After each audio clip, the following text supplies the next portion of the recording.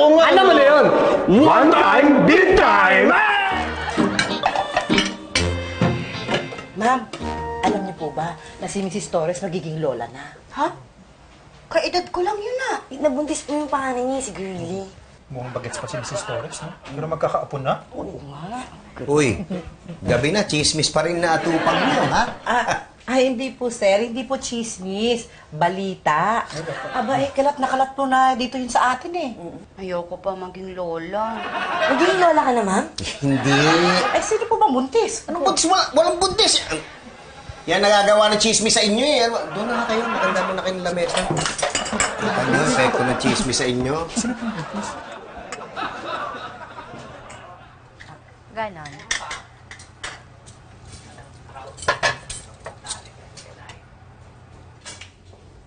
Baby.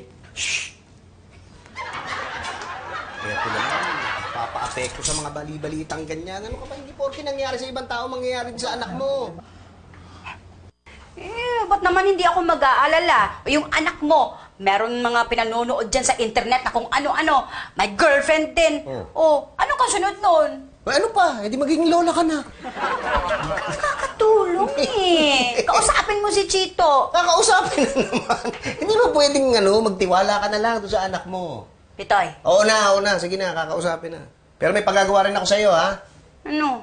Mag-isip ka ng pangalan ng magiging apo mo. Ano ka ba? Biro lang. Ito naman, ayaw magpas. Sir, ma'am, pwede po ba ako mag-suggest ng pangalan ng magiging apo niyo? Ay, grabe talagang tenga nito. No? Sir, ma'am, pwede po bang pagbabae? Baby? Aba, syempre baby, sanggol. Ma'am Maria na lang po. Eh, paano kung lalaking apo nila? Di Maria Junior. Di ba yung ginawa niyo ni Berta? Push! Sige, Sige na. Ay, bakit pa, sir? Sabi mo, push. Ayan, okay. Diyan na muna kayo sa labas, ha?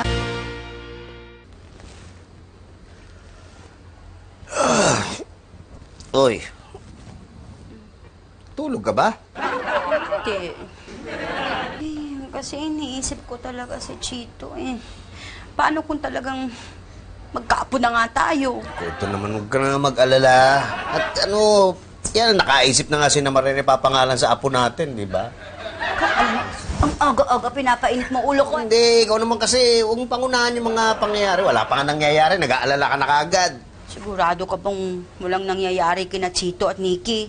Hindi, pero gusto ko magtiwala dun sa dalawa at responsable naman yung mga yun eh. Alam mo naman mga kabataan ngayon. Kabataan ka naman, kung makapagsalita ka naman, parang tanda-tanda na natin. Bata pa tayo, matigas pa ang tuhod ko. Ito, hawakan mo. Ayoko nga! Hawakan mo ang tuhod ko, matigas pa yan. Ayok! Toy, Oh, tumawag si Roxy. oh. Nakita raw niya si Nikki kumakain ng manggang nilaw. Parang naduduwal taw. Hindi ba buntis nga? Sa TV lang nangyayari yun, kumakain ng maasim tapos naduduwal. Ano ka ba, hindi buntis yun? Bakit inaalam daw kung paano gamitin yung pregnancy test? Sigurado ka? Sabi ni Roxy Magsusumbong ba naman yun kung hindi nag-aalala dyan sa kaibigan? Ano? Pakausapin na natin. Ikaw, kung handa ka na alam mo na ba sasabihin mo sa anak mo?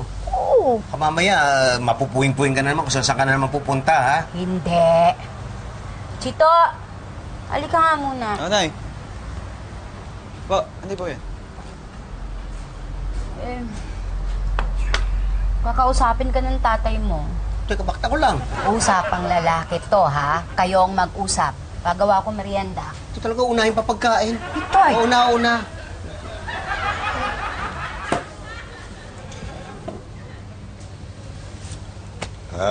Tayo alam mo kasi. Sige, una na kayo tayo. Okay lang, ha? Sige. Alam mo kasi, napapansin namin ng nanay mo, parang masyado na kayong nagiging seryoso ni Nikki. Tayo, wala akong magagawa, mahal ko. Oo, nandun na ako. Pero, babataan nyo pa eh. Hindi na po tayo. Pwede na nga po kami bumoto eh. Oo, nandun na ako. Pero hindi naman porke pwedeng bumoto responsable na. Alam mo yung karapatan, may kakambal na responsibilidad yan eh. Tay, sandali nalilito ako eh. Ano yung pinag-uusapan natin eh. Malayo pa naman yung susunod na eleksyon. Hindi election. Ano ka ba? Hindi yun. Ang sinasabi ko kami ng nanay mo, dumaan din kami sa ganyang edad eh. Alam namin yung nararamdaman nyo, yung mga gusto nyong gawin, kahit hindi pa tama ang panahon. Eh, ang sinasabi ko lang, sana pagdating sa mga bagay na ganyan, Ano pong ganyan? ganyan, yung naalala mo nung isang beses na nag-uusap tayo, yung nagkagulo-gulo kay Nikki, yung sa one night stand. Yun po ba yun? Oo, yung mga ganyan. Basta, di ba sabi ko sa'yo, pagdating sa mga bagay na ganyan, ako na lang ang kausapin mo. Oo naman, Tay. Pwede ba bukas na tayo mag-usap? May ayusin lang kami ni Nikki para pag harap-harap na tayo, sigurado na. Bukas na lang tayo mag-usap. Alis na ako sa dati. Sigurado. Oh, asan na yun? Sila na raw muna ni Nikki ang mag-uusap at bukas na lang daw tayo haharapin pagka sigurado na sila. Sa alin? Ewan ko, baka kung sigurado na dun sa resulta ng pregnancy test. Chito, buntis ba si Nikki? Oo, wag ganyan. Masyadong malakas ang dating. Baka layasan tayo ng anak mo. Hindi ko kasi mapigilan eh. Tuwing naiisip ko yung sitwasyon nila, nakakainis, di ba? Napaka-irresponsable. Oo nga pero ano pa magagawa natin kung may nangyari na? Di ba? Dapat ipaintindi na lang natin sa kanila yung magiging resulta nung ginawa nila. Tayo mga magulang tayo nakakaintindi. Di dapat tayo yung kalmado. Hindi eh. Hindi pa nga sila nakakapagtapos, hindi ba? Yang si Nikki, anong alam niyan sa pag-aalaga ng bata? Si Chito, saan kukuha ng pambili ng gatas yan? Malamang sa akin. Aray, Nakakapagbiro ka pa talaga, hindi ako ha? nagbibiro. Ganun naman talaga, di ba? Darating ang araw, kailangan tulungan natin sila Paano ngang tutulungan kung hindi pa umaamin? Kaya nga kakausapin natin. Kaya lang, daan-daan at baka mabigla. Sila? Hindi. Tayo. Paano ko sabihin lang oo? Ano sasabihin natin?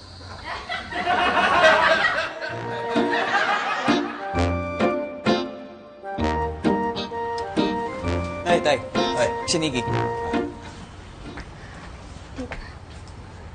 Tito. Sige. Oy. Po. Oh, dahan-dahan. Ano, gusto niyo raw kami makausap? Opo, sabi ko nga po kay Chito, baka mabigla po kayo. Ha? Ba't naman kami mabibigla? Ba't naman kami mabibigla? Oo, kasi nga, Tay, may papakausap sana kami sa inyo. Dali, Ronnie! Tay, naalala niyo siya? Si Ronnie. Oo. Tuloy. Magandang araw po. Oo. Girlfriend ko nga po pala si Mandy. Mandy, upo kayo. Teka, sila yung makikipag-usap sa amin, hindi kayo ni Nikki?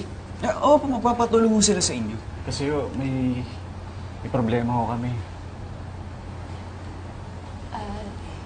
Hindi ko pa po kasi sigurado. Baka buntis po kasi ako. Ikaw? Sino pa mo ba yan? Akala niyo po ba ako?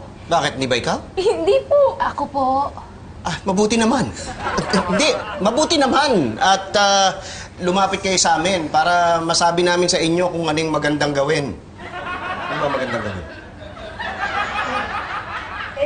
Siguro, ang una muna nating gagawin, sasamahan kita sa doktor para makasiguro tayo kung magkaka-baby nga kayo o hindi.